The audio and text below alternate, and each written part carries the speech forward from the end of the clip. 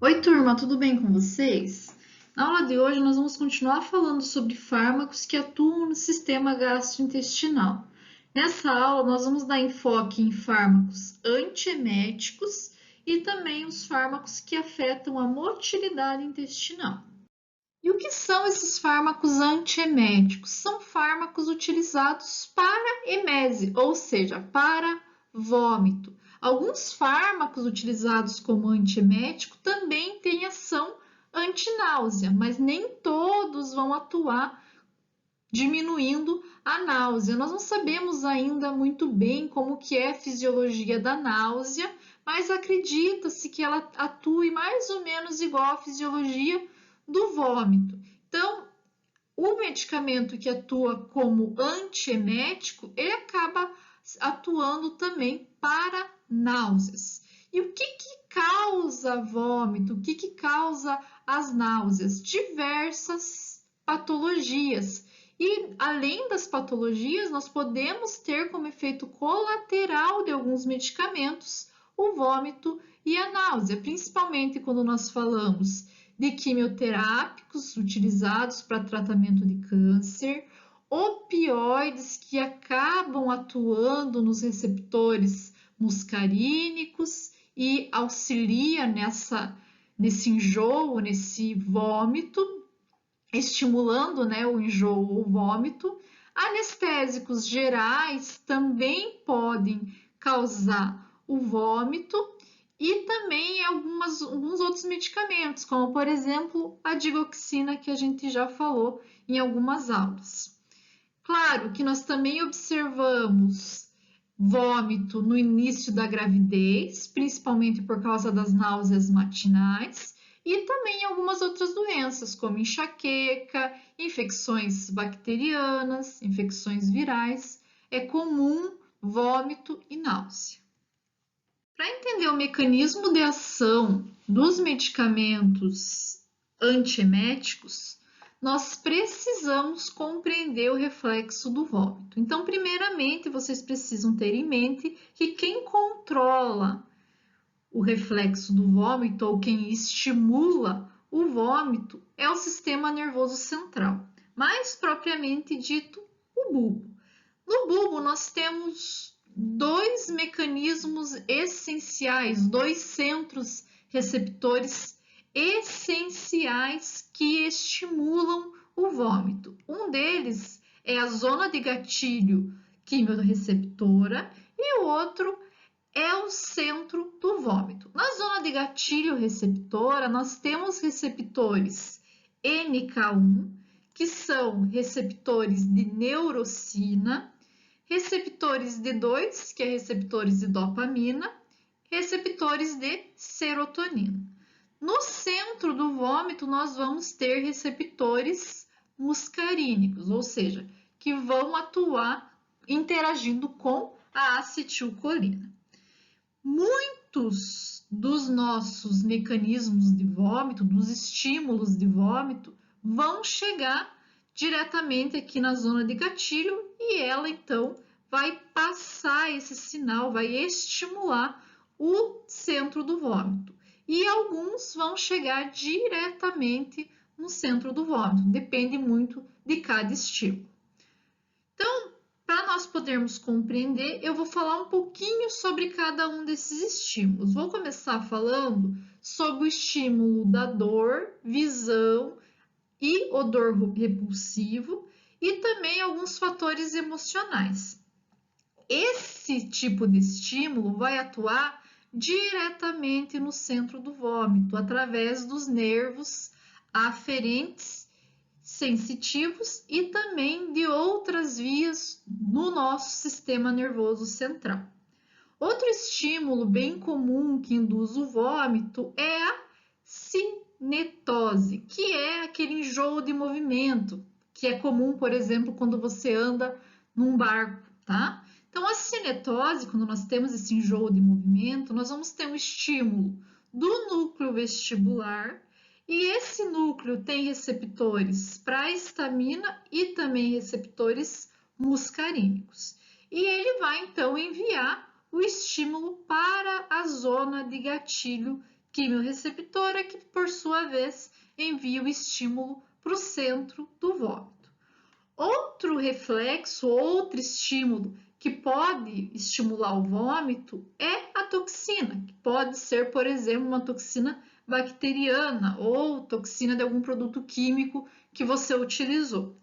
Essa toxina ela pode ir diretamente para o sangue e para a zona de gatilho, ou ela pode incentivar as células a liberar agentes hematogênicos, como serotonina, protonoides e também radicais. Quando ocorre essa liberação desses agentes, nós podemos ter um estímulo na zona quimiorreceptora ou nós podemos ter um estímulo das vísceras aferentes. Quando nós temos esse estímulo, essas vísceras aferentes, que têm receptor principalmente para a serotonina, estimulam o núcleo do trato solitário. Esse núcleo do trato solitário tem receptores de histamina e também receptores muscarínicos e vai enviar o estímulo para o centro do vômito. Outro estímulo que pode estar estimulando o vômito é os estímulos faríngeos e também do esôfago. Quando, por exemplo, você coloca alguma coisa na garganta e estimula o vômito, né? Coloca o dedo na garganta, por exemplo, você vai sentir ânsia, você vai ter o reflexo do vômito por estar colocando algo ali. Então, quando nós temos esse estímulo, nós vamos mandar estímulos para as vias aferentes viscerais, que vai enviar o estímulo para o trato solitário e, consequentemente, para o centro do vômito. Tudo isso vai estimular, né, a partir do momento que está no centro do vômito, vai estimular as vísceras para que ocorra o vômito. Então, estimula o vômito. Os fármacos antieméticos, então, eles vão atuar como antagonistas desses receptores, antagonista dos receptores da histamina, antagonistas dos receptores muscarínicos, dos receptores de serotonina, também antagonistas da dopamina, dos receptores de dopamina e antagonista dos receptores NK1. Os antihistamínicos, eles vão ser utilizados para diversos tipos de náuseas e vômitos, mas principalmente para enjoo do movimento ou quando nós temos irritação no estômago. Por quê? Porque no enjoo do movimento nós vamos ter receptores histamínicos no núcleo vestibular. E quando nós falamos de substâncias que irritam o estômago, nós vamos ter aqui, ó, no trato solitário. Pessoal, até não falei naquele slide, mas quando eu falo em substâncias que irritam o estômago, pode ser diversas substâncias, até enjoo por causa de uma bactéria, por exemplo. Não somente porque você, né, está irritando a laringe ali, colocando o dedo ou algum objeto na garganta, tá? Então, ele não vai ser muito eficaz quando a gente fala de substâncias diretamente lá sobre a zona do gatilho. Por quê? Porque lá nós não vamos ter receptores antihistamínicos. Como exemplo de medicamentos dessa classe, nós temos a cinarizina e a prometazina. A cinarizina, o nome ético é o Sturgeon. E a prometazina, com certeza vocês já ouviram falar, Phenergan. Sim, pessoal, também é um medicamento antialérgico. E aqui ele vai atuar também diminuindo a ânsia. Outro medicamento que eu não coloquei aqui, mas que vocês já devem estar se perguntando, né? É o Dramin. O Dramin também atua como antihistamínico. Um dos principais efeitos colaterais desse medicamento é a sonolência, tanto que as pessoas tomam Dramin para dormir durante a viagem, por exemplo, mas é um efeito adverso desse medicamento. E por que nós temos esse efeito adverso? Nós também temos receptores H1 no nosso córtex. e também no sistema ativador reticular. Quando o antagonista atua nesse receptor, ele vai inibir esse receptor também. E esse receptor, ele é responsável pelo despertar e pelo alerta. Então, se nós tomamos um antihistamínico H1, não vai ter despertar e não vai ter alerta. Consequentemente, você tem sonolência e sedação. A cinarizina, ela também pode ter como efeito adverso alguns transtornos gastrointestinais e a prometazina pode aumentar um pouquinho a secreção brônquica, causar secura da boca, constipação e também retenção urinária, porque na nossa bexiga, me desculpem, nós também temos receptores.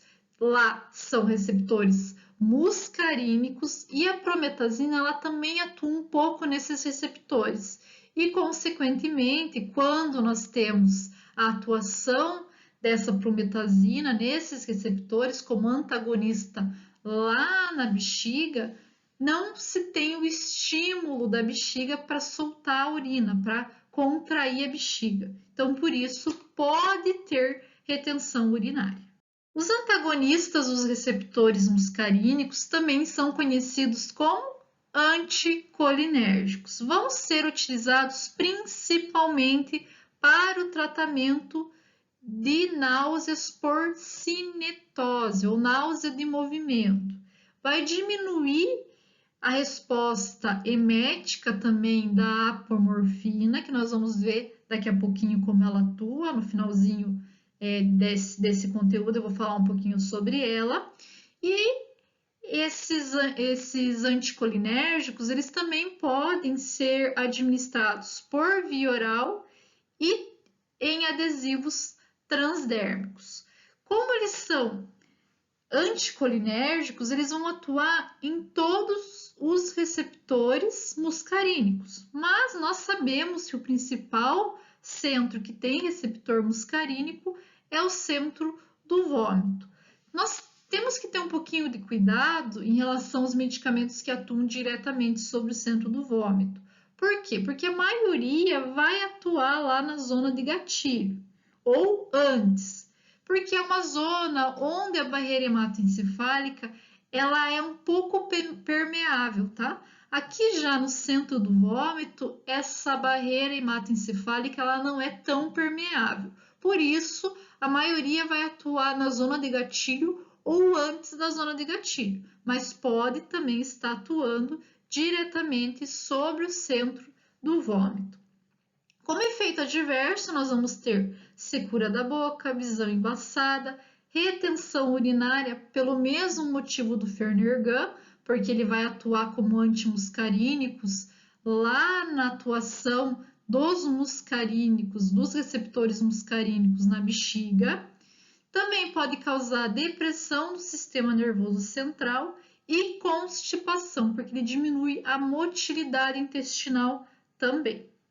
Como exemplo, nós temos o Buscopan, a escopolamina, que não é utilizada só como medicamento para ânsia, mas ele também vai ser utilizado muito para cólica intestinal e cólica de diversas vísceras, principalmente a gente usa, né, nós mulheres utilizamos muito para cólica menstrual.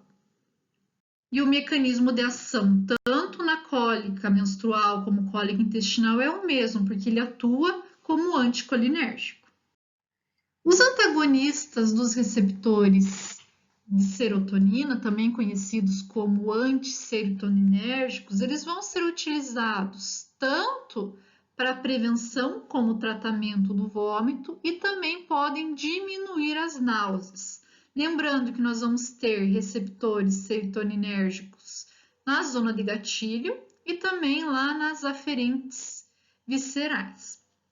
Ele vai poder ser administrado, é claro que depende de cada medicamento, por via oral ou parenteral. E como efeito adverso, nós temos cefaleia e desconforto gastrointestinal. Como exemplos desse medicamento, nós temos a ondansetron, ondansetrona, que é o Vonal. Outro fármaco que tem esse mesmo mecanismo é a dolacetrona, que também é conhecido como Ansemed, que é o medicamento ético dessa formulação. É muito utilizada na forma parenteral. E nós temos também a granizetrona, que tem utilização como anti-seratonínérgico, e o medicamento ético dela, desse princípio ativo, é o Quitril. E, para finalizar, nós temos o tropicetrona, também como medicamento ético, Navoban. Os antagonistas da dopamina, também conhecidos como antidopaminérgicos, eles vão ser utilizados quando a causa da náusea e do vômito é por causa de toxina, radiação ou pela utilização de fármacos citotóxicos, medicamentos para câncer. Lembrando que nós vamos ter receptores da dopamina na zona de gatilho. E os fármacos que atuam como antidopaminérgicos, eles são divididos em duas classes. Os antipsicóticos, que podem ser utilizados como antieméticos, e também as benzamidas substituídas e alguns compostos análogos a essas benzamidas. Vamos começar falando dos antipsicóticos, que normalmente são utilizados para o tratamento de náusea intensa e vômito também intenso provocado por alguma associação de medicamentos do câncer, como radioterapia, fármacos citotóxicos, utilização de opioides que são utilizados para dor e também outros anestésicos, entre outros fármacos. Eles vão ser administrados por via oral, intravenosa ou supositório e também podem atuar não somente como antidopaminérgicos, mas também como antihistamínicos. Entre esses fármacos, nós temos a clorpromazina, que é o Amplictil, Aldol, que também é conhecido, né, o nome genérico, o nome químico, né, haloperidol. Nós temos também a levopromazina, que é o Neosine, e a trifluoperazina, que é o Stalazine. Lembrando que esses fármacos são fármacos de controle especial, porque eles atuam como antipsicóticos, então precisa-se de receita para comprar e eles são controlados na farmácia hospitalar também, quando indicados, por exemplo, para uso hospitalar. Nós temos diversos derivados benzamidas, mas eu vou falar para vocês sobre os principais e eu tenho certeza que vocês conhecem todos eles. Vamos começar falando aqui, ó, da metaclopramida, que é o Plasil. Então, ele vai atuar na zona de gatilho, como eu já havia comentado com vocês. Ele tem ação tanto no sistema nervoso central, na zona de gatilho, como no próprio trato gastrointestinal, porque ele acaba aumentando a motilidade do esôfago, do estômago e do intestino e auxilia na remoção de substâncias e remoção até, né, do bolo alimentar que poderia estar causando o vômito. Ele também é utilizado para refluxo gastroesofágico e alguns distúrbios hepáticos biliares que estimulam o vômito, que causam náusea, né? O refluxo porque você fica sentindo, né, o retorno gástrico e isso acaba, né, causando ânsia muitas vezes. E os distúrbios hepáticos, eles acabam causando ânsia porque nós vamos ter aí a atuação, né, do fígado, o trabalho do fígado, e nós conseguimos ver que esses distúrbios causam ânsia, é um mecanismo de defesa do nosso organismo. Os distúrbios biliares, quando a pessoa tem pedra na vesícula, vocês provavelmente já ouviram falar, né, que ocorre, né, a pessoa tem ânsia enjoo e vômito, muito vômito quando tem pedra na vesícula, principalmente porque ele está tentando liberar, né, o líquido biliar, e quando nós temos pedra na vesícula, muitas vezes essa liberação é comprometida, ocorre uma contração exagerada e acaba ocasionando ânsia. Então, a metoclopramida ela também vai atuar, nós já vamos falar um pouquinho sobre isso, mas também vai atuar na motilidade gastrointestinal, tá? Auxilia no aumento dessa motilidade, até tá aqui, desculpa pessoal, aumenta essa motilidade e faz com que ocorra uma liberação mais tranquila desses líquidos biliares também. E como efeito adverso, nós vamos ter o bloqueio da dopamina no sistema nervoso central. Isso pode causar distúrbio do movimento, cansaço, inquietação motora e torcicolo espasmódico, que é quando a pessoa fica mexendo o pescoço involuntariamente. E também nós vamos ter estímulo da prolactina, e isso faz com que ocorra um aumento na produção de leite e também pode causar distúrbios menstruais. O outro medicamento é a domperidona, que o nome ético é Motilio. É usado para o tratamento de vômito causado por agentes citotóxicos e também por distúrbios gastrointestinais. Ele não atravessa a barreira hematoencefálica igual ao Plasil, por isso ele não tem efeito no sistema nervoso central, não deprime o sistema nervoso central, consequentemente tem menor efeito adverso. A domperidona ela também estimula o peristaltismo intestinal, né, a motilidade intestinal. Os efeitos são bem parecidos com o efeito do Plasil, porém, como ele não tem atividade direta lá no sistema nervoso central, porque ele não atravessa tão bem a barreira hematoencefálica, os efeitos adversos, são menores. A bromoprida é outro medicamento dessa classe que vai atuar como antidopaminérgico, vai ser utilizado para diversos distúrbios de náusea, vômito e também como regulador da motilidade gastrointestinal. Pode ser utilizado também durante exames radiológicos do tubo digestivo. Pode ser utilizado dessa maneira também. E como efeito adverso, nós teremos sonolência, cefaleia, calafrio e distúrbio da acomodação. O antagonista do receptor MK1 vai atuar na zona de gatilho, onde ele vai bloquear, né, o receptor MK1 da substância P.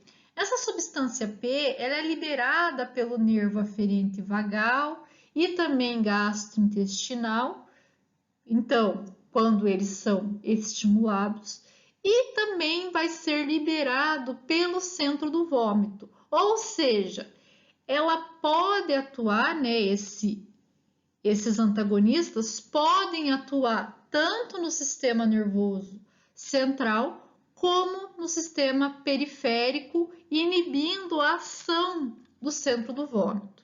É utilizado principalmente para a fase tardia da hemimnese, causada por fármacos citotóxicos, e nós temos dois fármacos utilizados dessa classe, que é o apreptanto, que é utilizado por via oral, e também um derivado dele, que é um profármaco, chamado fosaprepitanto dimeglumina. É um profármaco, a partir do momento que ele age no nosso organismo, ele vira um fármaco. Esse aqui, né, ele vai ser metabolizado e virar um fármaco, me desculpe. E esse aqui nós vamos ter a utilização dele na forma intravenosa. O nome ético dele é Emend. Nós temos alguns fármacos que induzem o vômito, que são fármacos eméticos. Esses fármacos geralmente são utilizados no caso de envenenamento ou de superdosagem de alguns medicamentos, onde você tem que induzir o vômito para retirar essa substância do organismo. Esses fármacos eles vão atuar diretamente sobre a zona do gatilho e nós temos a apomorfina, que é um opioide, e também o xarope de Ipeca. Esse xarope de Ipeca é brasileiro e ele foi muito, e é até hoje, muito utilizado pelos índios. Eles tiram da psicótria ipecauana, se não me engano é assim que fala. E essa psicótria, ela tem diversos alcaloides que atuam lá na zona de gatilho e acabam estimulando o vômito. A outra classe de fármacos que nós vamos falar hoje são os fármacos que afetam a motilidade intestinal. Eles podem ser purgativos, agentes que aumentam a motilidade, antidiarreicos e antiespasmódicos. Vamos ver cada uma dessas classes.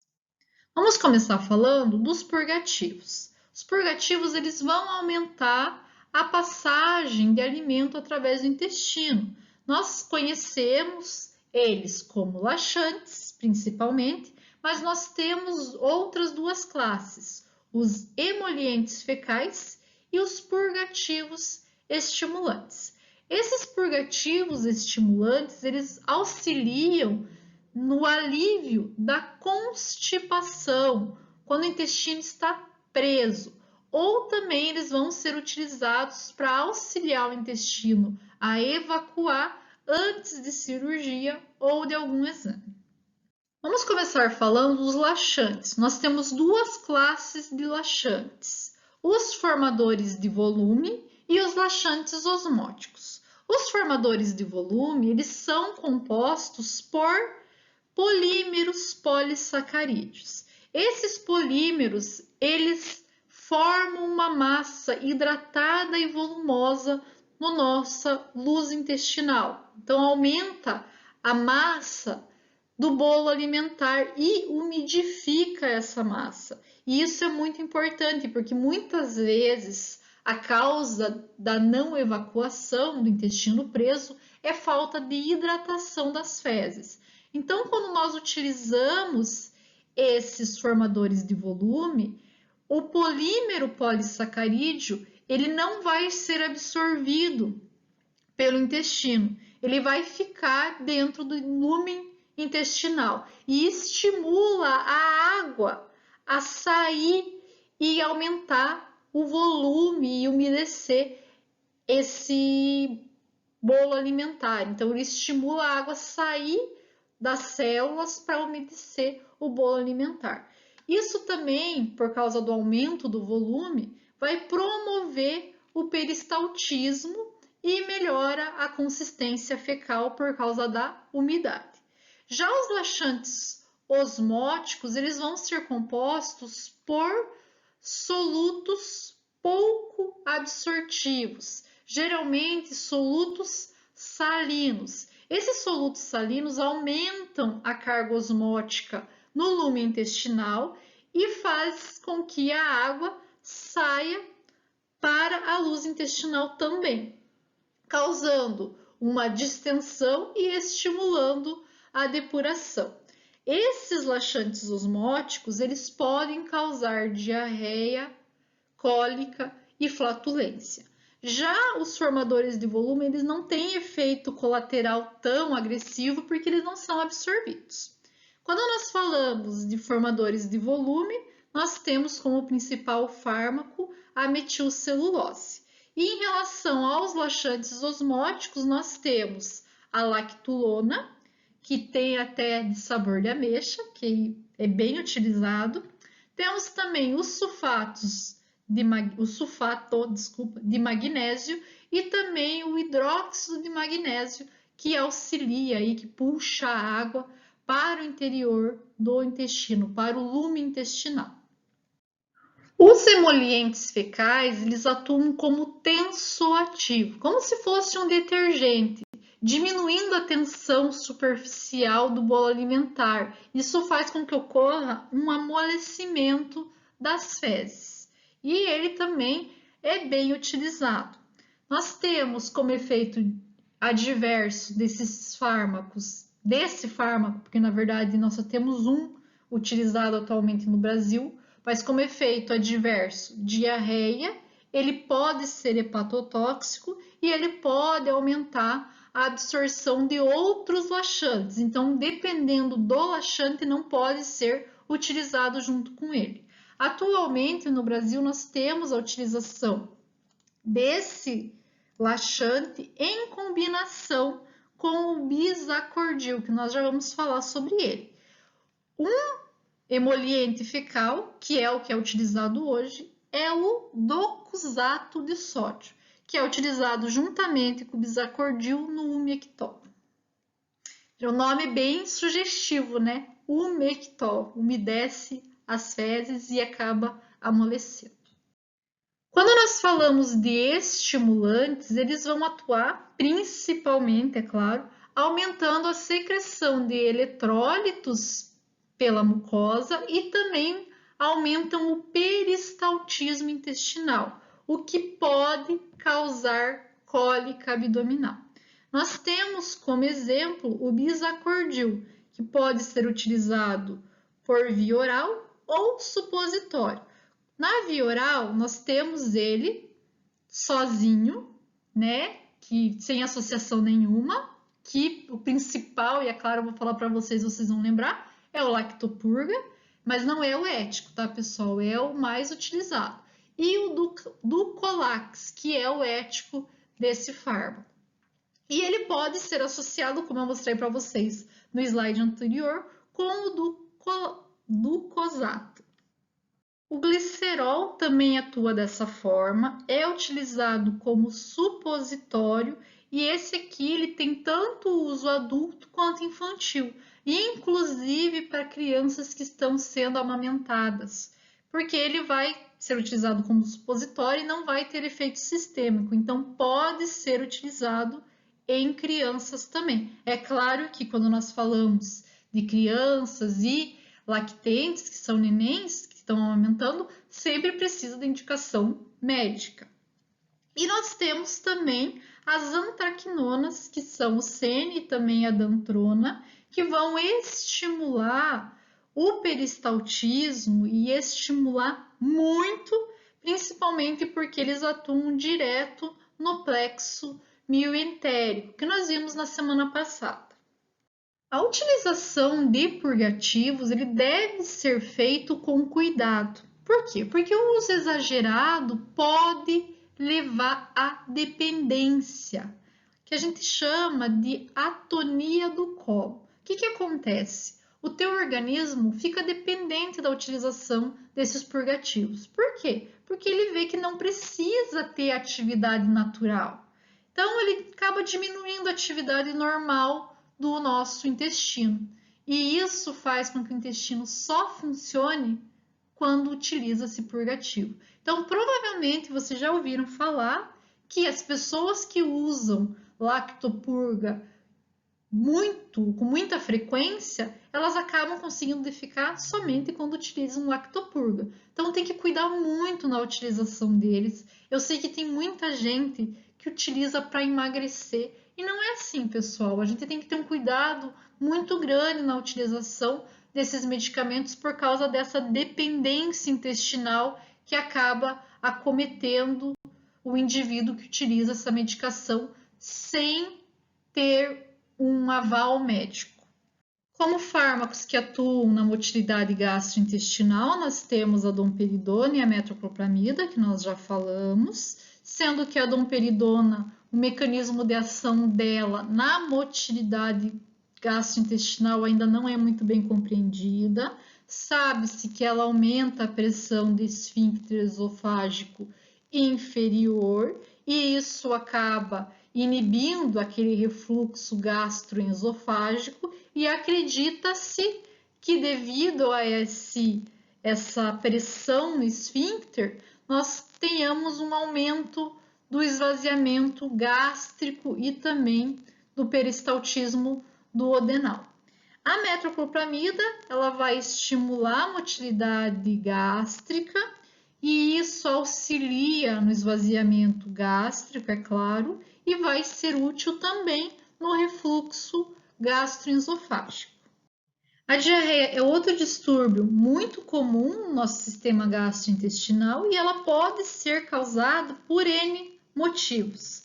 Um deles é a infecção por vírus, infecção por bactéria, que causa diarreia. Nós também temos as toxinas que causam diarreia, ansiedade, efeito adverso de algum medicamento que está sendo utilizado e também depois de sessões de radioterapia. Quando a pessoa está com diarreia, ela vai ter aumento da motilidade gastrointestinal, aumento na quantidade de secreção e diminuição na absorção de líquidos. E, é claro, uma perda de eletrólitos, principalmente sódio. Vocês sabiam que a diarreia é uma das maiores causas de morte de recém-nascido nos países subdesenvolvidos? E, pessoal, é muita morte por desidratação. Então, nós vamos falar já do tratamento, mas o principal deles é a reidratação. Além da reidratação, que é o principal mecanismo para tratamento de diarreia, nós também podemos ter o tratamento anti-infeccioso, dependendo, é claro, do tipo de diarreia, e o tratamento com espasmolíticos, entre outros antidiarreicos. A reidratação oral ela vai acontecer principalmente na utilização de soro. E do que é composto esse soro? Sal e açúcar, glicose e sódio. E por que nós utilizamos glicose e sódio para hidratar? Por quê? Vamos lembrar um pouquinho da fisiologia? Lembram-se lá que tanto no íleon quanto no néfron nós temos uma bomba chamada SGL, que é um cotransporte, onde nós temos o transporte de glicose e sódio. Essa glicose ela auxilia na entrada de sódio para dentro da célula. E o sódio ele é extremamente importante na reidratação, porque a partir do momento que ele está dentro da nossa célula, ele atrai água por osmose. Lembram-se disso? Então, nós vamos aumentar a recaptação de água e, consequentemente, vai reidratar o indivíduo. Quando nós falamos de agentes infecciosos para tratar diarreia, nós precisamos ter em mente que a maioria das infecções são virais, são de origem virais. E vocês sabem que antirretrovirais são bem difíceis de se obter. Então, nós temos infecções intestinais bacterianas, que podem ser causadas por Escherichia coli, Salmonella e também Shigella, mas essas infecções geralmente se resolvem rápido. É claro que depende muito do organismo da pessoa. Nós podemos utilizar como agentes anti-infecciosos ou agentes antibacterianos diversos antibióticos, sendo que o mais comum e mais utilizado para infecção intestinal é o ciprofloxacino. Um detalhe que eu sempre gosto de lembrar é que o nosso intestino ele já tem bactéria, né? Nós temos uma flora normal do intestino. Então, quando nós temos uma infecção bacteriana, geralmente essa flora morre, porque ela foi acometida por outra bactéria, então outra bactéria tomou conta da flora. Isso pode acontecer. Quando nós tomamos antibióticos para outras causas, por exemplo, antibiótico por causa de uma infecção, vamos pensar uma infecção aqui, uma infecção uterina, por exemplo. Tomei antibiótico.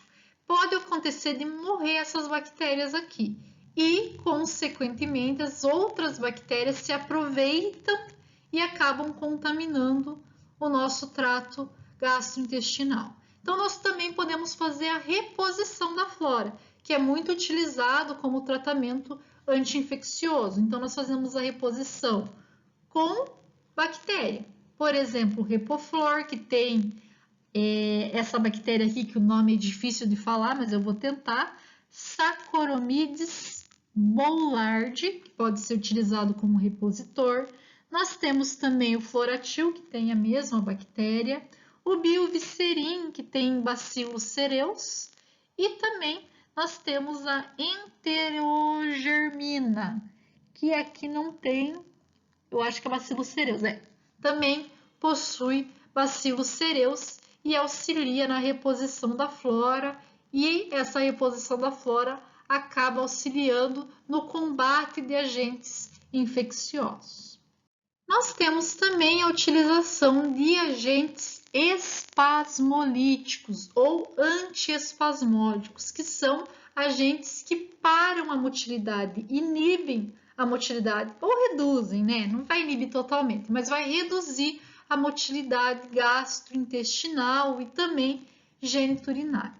Esses agentes só são utilizados em última causa. Por quê? Se você está com uma infecção intestinal por causa bacteriana ou viral, diminuir a motilidade intestinal vai fazer com que a bactéria ou vírus fique parado por mais tempo no teu intestino, podendo causar uma infecção maior.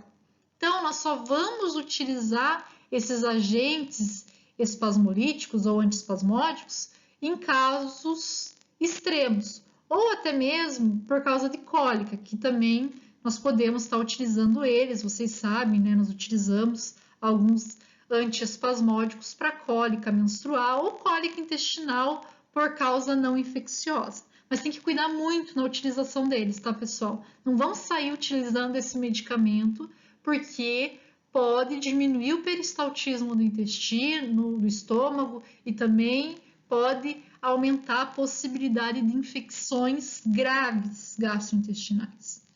Como antagonistas, como agentes, né, antiespasmódicos, nós temos os antagonistas muscarínicos, como a atropina e escopolamina, que é o Buscopan, e nós utilizamos, como eu já falei para vocês, para diminuir a contração uterina, e isso auxilia na diminuição de cólica, mas pode ser utilizado também para quando a pessoa tem cólica intestinal, tá?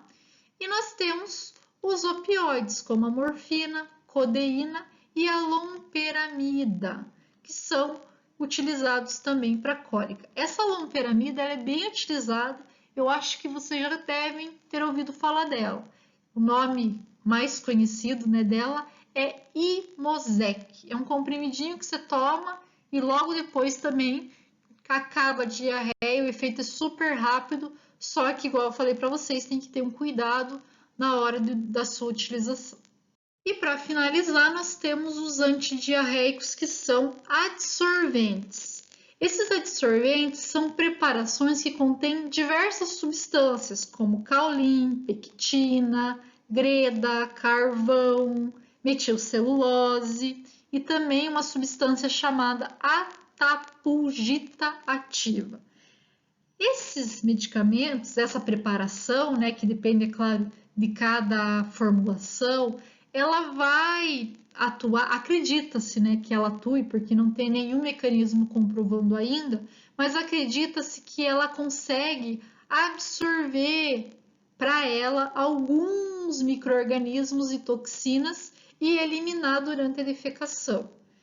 Muitas vezes eles são utilizados com outros medicamentos para diarreia, para infecção intestinal, tá? Mas não se tem ainda o mecanismo de ação completamente compreendido e não tem nenhum estudo ainda que comprove a sua eficácia. Certo, pessoal? Espero que vocês tenham gostado da aula. Fiz com muito carinho essa aula porque é uma aula bem interessante. Na semana que vem, nós vamos fazer revisão do conteúdo, vou mandar uma lista de exercício para vocês, vamos fazer revisão do conteúdo e eu vou disponibilizar o questionário. Espero vocês e até mais!